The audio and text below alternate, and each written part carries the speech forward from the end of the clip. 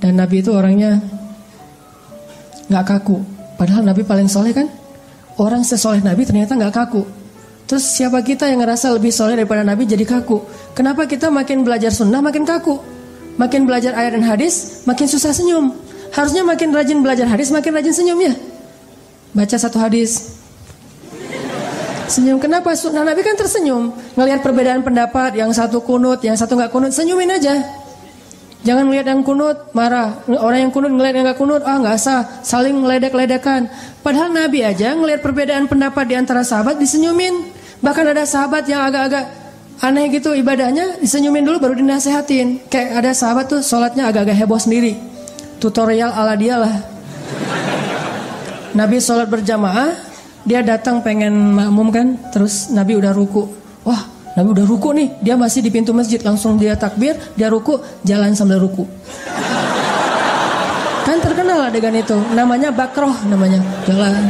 Makanya saya bilang sholat tutorial dia. Mana ada Nabi nyontohin jalan sambil ruku kan? Tapi seru juga gitu ya. Masuk ke shaf. Udah selesai sholat dia curhat, Rasul, tadi saya sholatnya seru loh, kata dia. Seru gimana? Saya sholatnya di depan pintu, takbir, terus ruku, terus jalan sambil ruku. Boleh nggak tuh Rasul? Baru udah kejadian baru ngomong, boleh apa enggak? Nabi senyum. Ya udah, lain kali jangan diulang ya. Gitu doang komentarnya coba. Kalau kita kan keluar semua dalil kan ya. Habis aja orang itu. Sama aja udah hijrah juga disalah-salahin, tetap aja masuk neraka. Mending nggak usah hijrah sekalian kan gitu. Ternyata Rasul nggak. Dia contohin akhlak senyum, wise, empati, tahu ini baru belajar. Kecuali orang yang sengaja ngelakuin itu baru dosa kan. Kalau ini kan baru belajar. Ada juga yang sholatnya nggak pernah dicontohin Nabi, tapi dia ngelakuin. Bilal kan sholat apa? Syukur wudhu. Nabi ngelihat Bilal habis berwudhu sholat. Pas sudah selesai sholat, Nabi tanya, Bilal itu sholat apaan? Coba bayangin, Nabi nanya. Padahal Nabi kan yang ngerti agama. Nanya ke Bilal, Bilal itu sholat apaan ya? Bilal bilang sholat syukur wudhu. Bangga gitu. Oh, Nabi gak komen tuh, senyum doang tuh. Coba bayangin, Bilal, lo gak usah ngelakuin yang gua gak ngajarin ya. Itu mah dasar segala macam keluar istilah. Enggak, Nabi mah. Karena Nabi tahu ibadah sunnah itu sifatnya mutlak. Mutlak itu artinya bebas.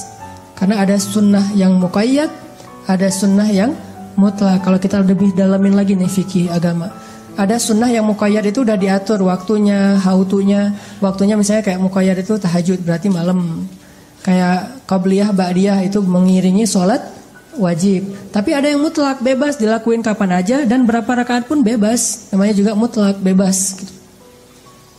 Nabi itu orang yang easy going dalam urusan rumah tangga, dalam urusan sama teman, empati, tahu banget orang lain tuh maunya apa. Saking empatinya Nabi, kadang-kadang Nabi itu jadi kayak ra'fah itu gak enakan. Jadi kalau kita jadi orang yang gak enakan, insya Allah kita udah ngikutin akhlak sunnah Nabi. Gak enakan gimana? Kita lagi ngecengin satu cewek. Wah, ini istri soleha ideal banget nih, pasti nih bakalan jadi Khadijah dalam hidup saya nih. Tiba-tiba datang teman kita curhat, luar biasa ya, di kampus kita ada anak baru dan itu keren banget loh. Siapa itu yang kerudungnya kayak gitu-gitu warna itu? Kan kita tadi udah ada hati ke dia, karena ngelihat teman kita juga mau, kita jadi rafah, nggak enakan. Aduh kasihan dia, ya udah dia aja duluan. Kita belakangan kalau dia gagal. Yang jelas nggak rebutan, apa segala macam sampai rame main belakang, main sihir segala macam, nggak. Ini Rasulullah banget nih, orangnya rafah. Sama kayak Rasulullah ketika di rumah beliau ada tamu, lagi duduk di rumah, dikasih makan sama Nabi, minum, udah pokoknya makannya tuh udah utuh, udah appetizernya udah, main course-nya udah, dessertnya udah, semuanya udah beres nih, nggak pulang-pulang. Rasulullah bingung, ngelihat jam, nggak ngerti jam berapa ya sekarang kalau bahasa kita ya, artinya kan udah malam, nggak pernah. Oh baru jam 10 ya Rasulullah. Oh ya. Ada yang mau ditanyain lagi? Ada ya Rasulullah. Terus aja gitu. Nabi pengen istirahat. Mereka nggak tahu supaya segera pulang. Nabi nggak enak mau nyuruh mereka pulang. Gimana ya cara nyuruh mereka pulang? Istri udah kasihan nunggu di dalam kok suami nggak masuk-masuk. Akhirnya turun ayat loh. Allah yang negur mereka. Kalau nggak salah di surat Al-Ahzab apa surat An-Nur gitu. Allah bilang, wahai orang-orang yang beriman, kalau kalian datang ke rumah Nabi, Lalu kalian sudah selesai makan, maka pulanglah. Karena itu akan menyulitkan Nabi SAW. Turun ayat suruh mereka pulang. Pas turun ayat, Nabi kan gak boleh gak menyampaikan ayat. Kalau ada ayat harus dibacain. Kata Nabi, Alhamdulillah udah turun ayat, kata Nabi. Oh Masya Allah, ayat apa ya Rasul? Sahabatnya kegeeran gitu kan. Baca-baca ya Rasul, kita pengen mendengar. Wah bagus nih, ada materi baru nih gitu ya. Pasti bacain, kalau kalian datang ke rumah Nabi disuruh makan, makanlah. Kalau sudah selesai makan, maka pulanglah. Jangan berlama-lama. Konteks ayatnya tuh jangan berlama-lama. Oh itu maksudnya pulang. Coba Rasulullah tuh gitu. Sampai Allah terlibat karena Rasulullah itu ra'fatun, orang yang sangat gak enakan. Saking gak enakannya tuh kadang-kadang sering menyulitkan diri sendiri. Pernah gak sih kita gak enakan jadi menyulitkan diri kita sendiri? Itu Rasulullah banget. Pulang dari taklim, ngeliat teman ada yang jalan kaki. Rumah kita mungkin di timur. Kita tanya sama dia, mau kemana? Mau pulang? Nggak ada kendaraan nggak? Ya udah ikut saya aja. Ya udah ikut. Ternyata rumahnya di barat. Jadi kita ke tempat yang lebih jauh. Ya kita nggak akan cari-cari alasan nganterin. Pas sampai sana pulang jadi telat sendiri. Mungkin karena kita nggak ngerasa nggak enakan sama dia, kita bantu. Ini hal-hal yang disebut dengan ro'fa. Nggak enakan dengan pasangan. Rasulullah tuh pernah nggak enakan sama istri. Gimana nggak enakannya? Nabi satu pagi lapar, belum makan dari subuh. Pergi ke dapur buka-buka gitu, buka panci, buka segala macam, lihat nggak ada isi. Aisyah belum masak, lagi buka-buka kayak gitu di dapur, tiba-tiba Aisyah lewat. Aisyah nongol nih. Pas Aisyah lewat, Nabi langsung bilang, Aisyah saya puasa loh hari ini. Coba gimana Rasulullah? Nggak pengen bikin Aisyah salah tingkah dan merasa nggak nyaman karena belum masak untuk Rasulullah dan Rasulullah lapar. Jadi kan Aisyah jadi gak enak hati tuh. Untuk membuat Aisyah tetap nyaman, Rasulullah bilang, Aisyah saya puasa loh hari ini. Oh gitu, ya udah sekalian saya gak masak. Padahal Nabi tadi tuh gak ada niat puasa loh. Kan puasa sunnah gak harus niat dari awal kan. Boleh niat belakangan selama belum makan apa-apa. Jangan sampai niatnya udah minum kopi, udah makan empek-empek, baru saya puasa aja deh. Tapi empek-empeknya udah habis berapa kapal selam misalnya. Nah ini Rasulullah tuh gak enak hati kepada istrinya sampai bikin istrinya nyaman. Jadi kalau kita pulang ke rumah, di rumah makanan apa aja, alhamdulillah enak banget. Mama pintar banget sih masak. Kapan masaknya? Oh tadi bibi yang masak. Oh iya gak apa-apa. Maka tetap makan sama dengan menghargai yang masaknya. Nabi kan pernah diundang ke rumah seseorang, undangan untuk have lunch gitu kan, makan siang. Dianggap itu kayak selamatan, acara besar. Datang Nabi sama sahabat. Ternyata yang undangnya orang miskin. Terus pas sampai ke dalam rumah mau makan, dihidangkan satu roti yang keras namanya qadid. Qadid itu roti kalau dimakan harus dicelupin ke air baru bisa dimakan, soalnya keras banget. Nabi duduk, dihidangin qadid. Nabi nunggu, kirain habis qadid nanti bakalan datang kayak susu, selai, daging, segala macam. Ini kan baru datang satu menu nih. Ditunggu lama gak datang-datang. Terus kata tuan rumahnya, Rasulullah silakan. Oh ya. Nabi heran, ternyata makanannya itu doang tuh. Tapi ngundang orang kan agak-agak gimana gitu nih sahabatnya. Kenapa ngundang Rasul padahal dia gak punya apa-apa di rumah? Karena mereka tahu makanan yang dimakan Rasul itu berkah. Dan mereka mengharapkan keberkahan itu. Nabi terus bilang, ada cuka gitu. Bukan ada cuka, ada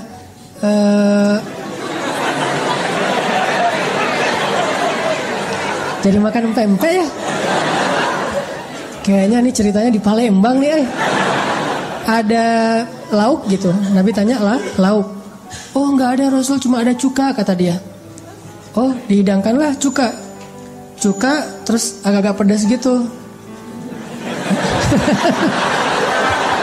Dihidangkan cuka. Nabi ngelihat cuma cuka. Akhirnya Nabi colek tuh roti, Nabi sobek tuh roti, dicolek ke cuka, dimakan. Dan Nabi mengatakan sebaik-baik lauk itu cuka. Tapi kalau di Palembang orang ngerti kali ya, emang sebaik-baik lauk adalah cuka. Kalau di luar Palembang orang nggak ngerti tuh. Saya salah contoh Kalau di luar Palembang orang nganggap cuka itu sesuatu yang nggak enak, kecuali sedikit doang untuk makan bakso atau cuanki atau apalah. Tapi kalau di Palembang itu emang sebaik-baik lauk sih. Nah di Arab itu cuka biasanya makanan orang miskin banget yang nggak ada makanan lain gitu. Di Arab ya, di Arab. Kalau di Palembang cuka itu makanan favorit orang kaya sih. Orang kaya yang masih jomblo. tetap aja. Nah teman-teman, saking gak enakan Nabi itu kayak gitu, sampai memuji makanan. Jadi kalau kita dikasih cuman garam sebaik-baik lauk itu garam loh mah gitu. Papa senang makan garam, senang makan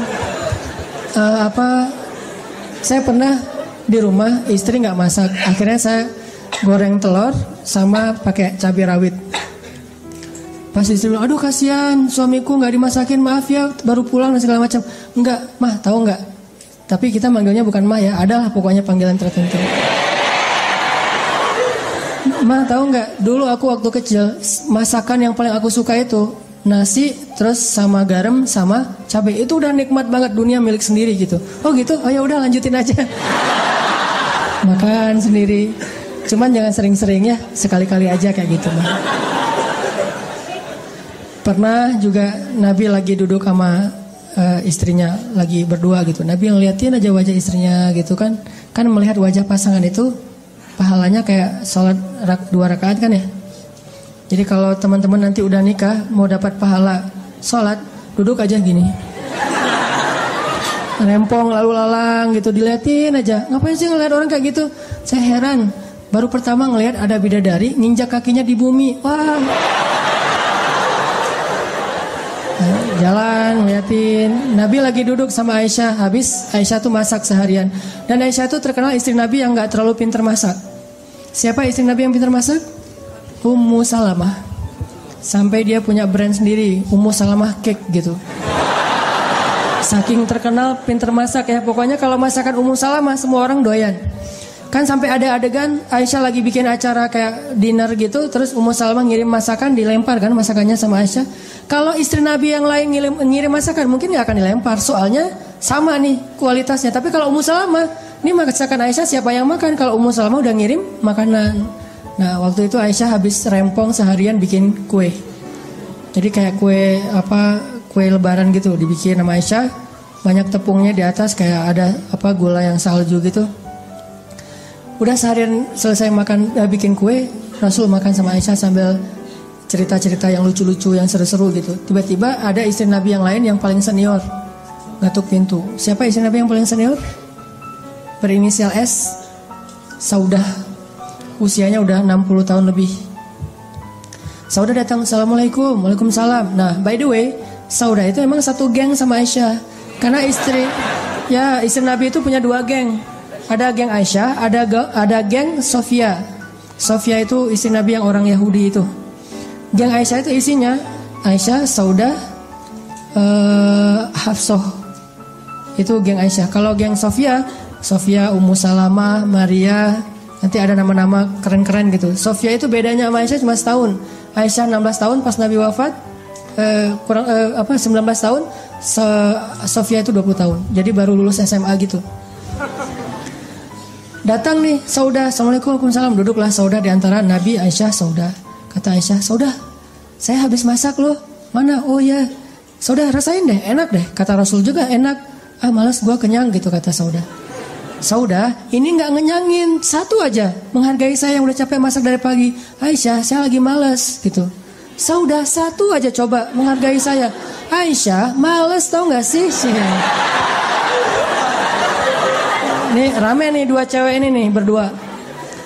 Akhirnya Aisyah kayak ngerasa kurang dihargai. Aisyah bilang, Saudah, kalau kamu gak ngerasain ini, gak mau coba, saya lemparin nih tepung ke wajah kamu. Mulai nih, agak-agak main kasar ya. Kata Saudah, sok, kalau bahasa Sunda sok tuh apa? Coba aja gitu. Apa? Laju. Sok itulah pokoknya. Coba gitu. Saya lemparin nih tepung ke wajah kamu. Coba kata Aisyah, Saudah. Bener, diambil tepung dilemparin ke wajah Saudah. Tiba-tiba jadi kayak tren tubusan kan. Wah, apa nih wajahnya kok jadi kayak zombie gitu. Terus Saudah ngerasa dilemparin wajahnya dengan tepung, kan ngerasa nggak enak gitu. Ngelihat ke arah Rasulullah ngasih kode, maksudnya balesin gitu. Disuruh balas. Saudah dapat lampu hijau dari Nabi, ngambil tepung dilemparin ke Aisyah. Lemparan tepung sampai jadi benar-benar putih dua-duanya, aneh gitu, kayak pantomin gitu, kayak badut. Tiba-tiba lagi lemparan seru-seruan kayak gitu, terdengar suara jawara Quraisy ketuk pintu. Assalamualaikum, suara Umar. Langsung ngacir 2 orang cewek ini masuk ke kamar, lari langsung mendengar suara Umar. Waalaikumsalam kata Nabi, dibukain pintu sama Nabi, duduklah Umar masuk ke dalam rumah, melihat rumah Nabi kayak kapal pecah gitu berantakan. Umar gak berani komen, like aja deh daripada komen. Gak usah di komen ya, udah like aja. Banyak gini tepung gitu berantakan.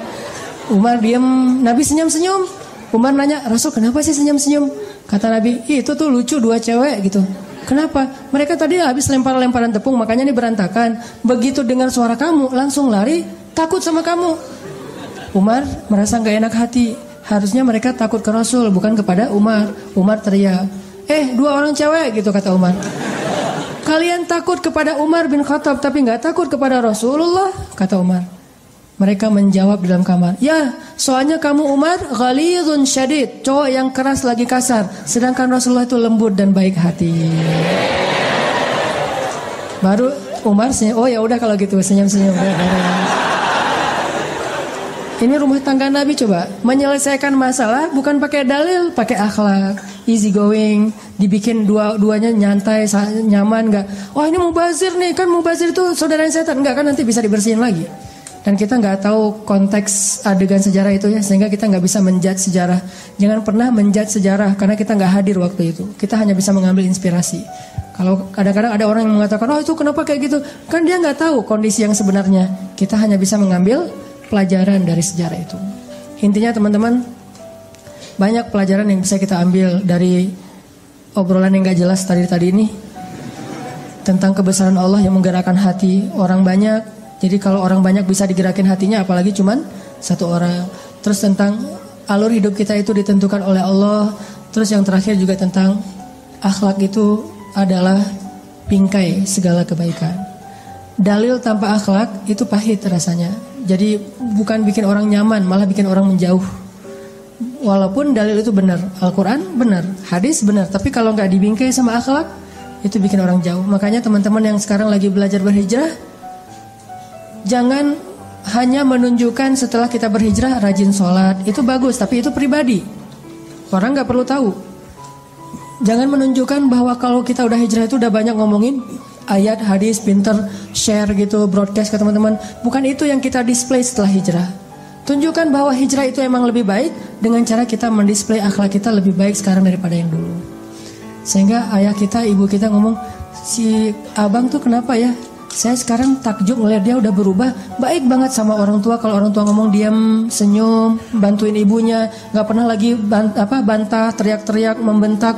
Dia sekarang belajar di mana ya? Akhirnya orang tuanya justru merasa takjub dan berharap lebih banyak anak yang hijrah kayak anaknya ini. Gitu juga teman kita, gitu juga tetangga kita, gitu juga calon mertua kita. Maksudnya gitu. Jadi setelah kita berhijrah, jangan banyak pakai dalil, Pak. Allah berfirman, Rasulullah bersabda. Bukan itu nomor 1. Itu yang kita display justru akhlak dulu. Nanti kalau akhlaknya udah membuat orang respect, secara wajar, secara bertahap kita ngomongin sesungguhnya Allah berfirman, Rasulullah bersabda. Bertahap, gak bisa sekaligus. Makanya tunjukkan bahwa Islam itu memang sebaik-baik syariat lewat akhlak, bukan lewat debat. Apalagi debatnya di sosmed, gak enak banget. Dua-duanya gak benar, dua-duanya saling merasa paling benar gitu. Padahal dua-duanya nggak pakai dalil dengan tepat.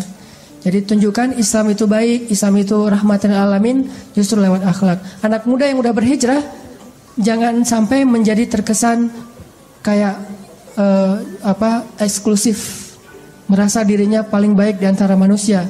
Justru harusnya setelah dia berhijrah menjadi orang yang paling bermanfaat buat teman-temannya. Kalau ada temannya yang sakit, dia yang pertama menjenguk. Kalau temannya ada masalah, dia yang pertama nolongin. Kalau nggak bisa nolong, minimal dia ngeling ke orang yang mampu menolong. Ya tetap bantu. Jadilah orang yang membingkai Islam kita dengan akhlak. Mudah-mudahan ini bisa memberikan dakwah walaupun nggak banyak bicara kepada orang lain. Jadi tetap belajar taat kepada Allah, tapi nggak usah khawatir. Taat kepada Allah itu nggak menghalangi kita dari serunya kehidupan anak muda. Syaratnya cuma 1, jangan melanggar syariat. Itu doang. Kalau nggak melanggar, apakah bisa tetap seru? Bisa banget, bisa banget. Dan kita kan seneng main lah ya. Dan permainan kita insya Allah nggak melanggar syariat kok. Bahkan saya punya kumpulan hadis namanya hadis-hadis main. Hadis off-road tadi, hadis touring, hadis hiking. Nabi itu senang hiking loh.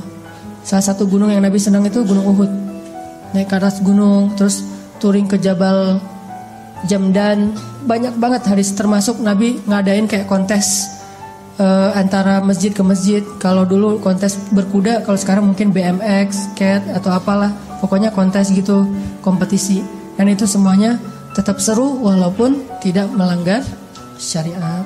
Itu aja teman-teman, mudah-mudahan jadi booster penyemangat buat kita beramal solih, terutama penyemangat buat kita untuk segera menghalalkan si dia. Barakallah. Assalamualaikum warahmatullahi wabarakatuh.